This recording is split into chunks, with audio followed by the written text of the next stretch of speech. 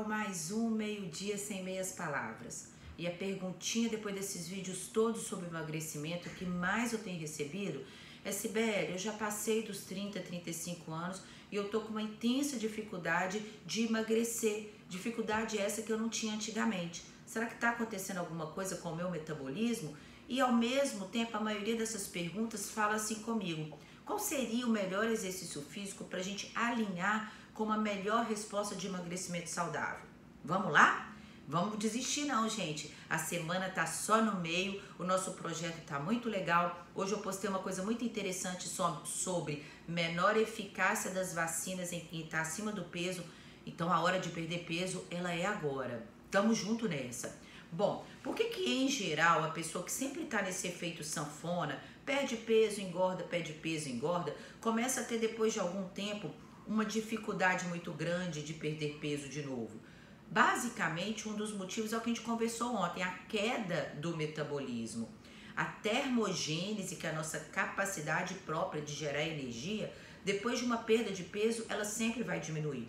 Gente, vocês têm que entender que toda vez que a gente perde peso, nós vamos perder água, gordura e sempre vai existir um pouco de perda muscular. Até porque a gente perde a molécula de glicogênio que está estocada no músculo, na maioria das vezes quando a gente faz uma dieta e restringe as nossas calorias. O problema é que na hora que a gente ganha peso, a gente ganha água e gordura.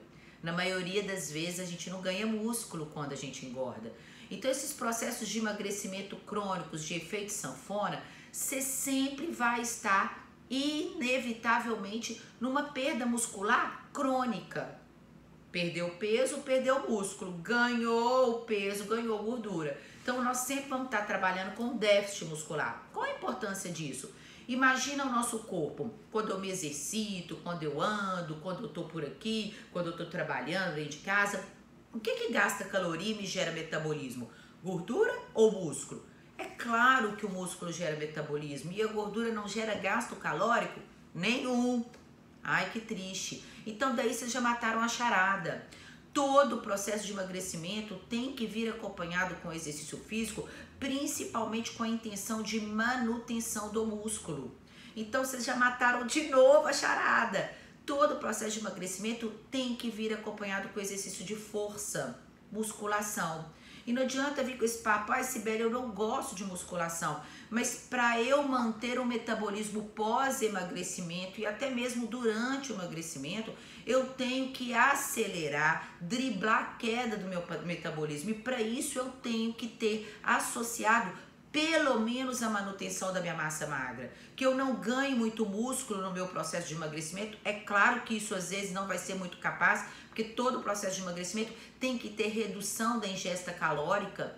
Quando eu tenho redução da ingesta de caloria que eu como, às vezes eu não vou conseguir ganhar muita musculatura ao mesmo tempo, mas que eu não tenho uma perda muito importante. Outro fator que pode favorecer a preservar esse músculo é uma ingesta correta, adequada e às vezes até um pouco aumentada de proteína. Se a sua digestão está ótima, a sua ingesta de proteína vai ser suficiente. Se a sua digestão não é tão boa, seu intestino não é tão bom, às vezes a gente tem que lançar estratégias de dar ao corpo aminoácidos e proteínas de uma forma mais eficaz do que o que vocês estão dando. Porque não pode haver grande perda muscular. Nós temos que focar muito na diminuição e minimização desses efeitos colaterais. E aquela segunda pergunta é: qual seria então, Sibeli, o exercício físico mais adequado para mim no momento de emagrecimento? Gente, tudo depende, né? Eu preciso de ver a composição corporal de uma pessoa para avaliar. Ali tá sobrando muita gordura e sobrando algum músculo também? Ou tá sobrando gordura, mas o músculo não tá bom? E isso tudo, é claro, vai fazer estratégias diferentes. Mas no básico, eu quero só que vocês entendam comigo, quando a gente vai construir uma casa, você começa pelo alicerce, depois você sobe as paredes, depois vem a laje. Não é tudo um projeto, não é tudo muito programado? Com o corpo é a mesma coisa. O que eu vejo é muita gente assim: resolvi fazer exercício físico, comecei uma caminhada. Ok, caminhada para quem está no sedentarismo completo, às vezes é sim o degrau inicial. Mas como o projeto de uma casa, a caminhada seria considerado o alicerce. Nós não vamos ter que partir para construir as paredes e depois a laje? Nós vamos ficar nessa caminhada o resto da vida? Depois de 30, 60 dias de uma caminhada, gente, o corpo adapta. E ali aquela queima de gordura que acontece no exercício vai ser muito pequena, porque nós somos seres o quê? Bípedes, caminhantes. Nós nascemos para caminhar. Então, se você está muito parada, comece com uma caminhada, mas já se planeje para daí 60 dias começar uma musculação. E para daí 60 dias você começar a fazer outro tipo de estímulo. A nossa combinação aqui não é emagrecer saudável? Então, eu vou passar para vocês uma coisa muito interessante, que exercícios físicos têm o grande poder de aumentar o tamanho dos nossos telômeros. Os telômeros são como se fosse a pontinha do cadarço de um tênis, e aquela pontinha protege o cadarço de ir se desvencilhando e se desgastando. Os telômeros ao longo dos anos, eles vão só diminuindo de tamanho.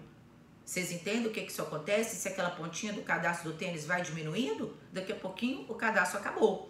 Então eu tenho que preservar meus telômeros. E isso foi motivo de um prêmio Nobel em 2009, com a doutora Elizabeth Blackburn. Existe um livro chamado O Segredo Está nos Telômeros. Nós já conversamos sobre isso aqui em outras oportunidades. E lá deixa bem claro que exercício físico aumenta telômero. E principalmente exercícios físicos que vão ser diferentes. A gente tem que tentar tirar o corpo da zona de conforto dele.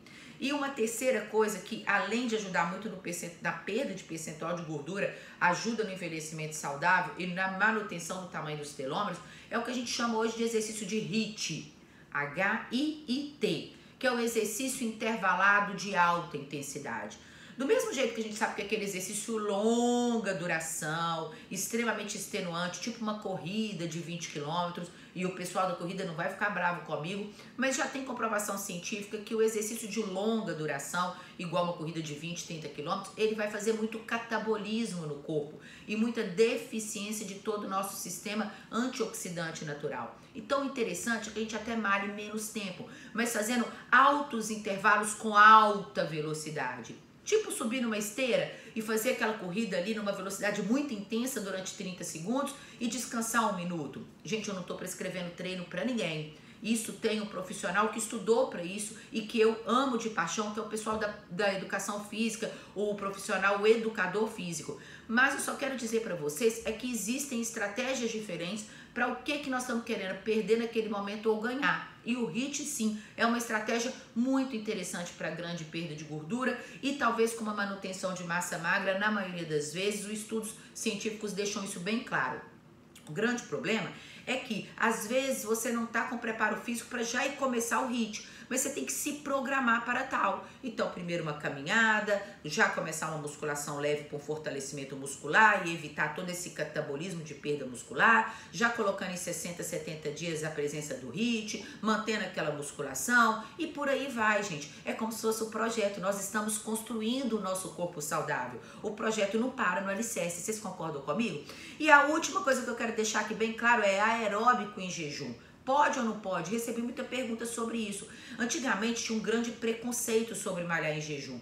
Hoje nós sabemos que os estudos deixam bem claro que se a gente fizer um aeróbico em jejum, com a frequência cardíaca mais controlada, se ele for durar 1 hora, ou às vezes até um HIIT, mas com uma duração mais curta, não tem grandes problemas. Mas é claro, gente, que tem que ser tudo muito individualizado. Então, uma pessoa que às vezes usa algum remédio de manhã tem que ser analisado.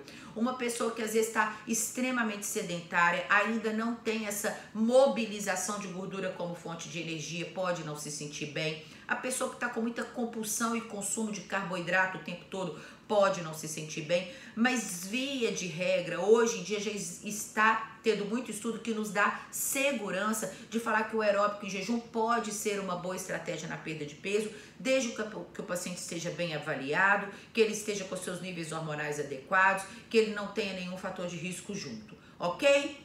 Beijo grande e até amanhã.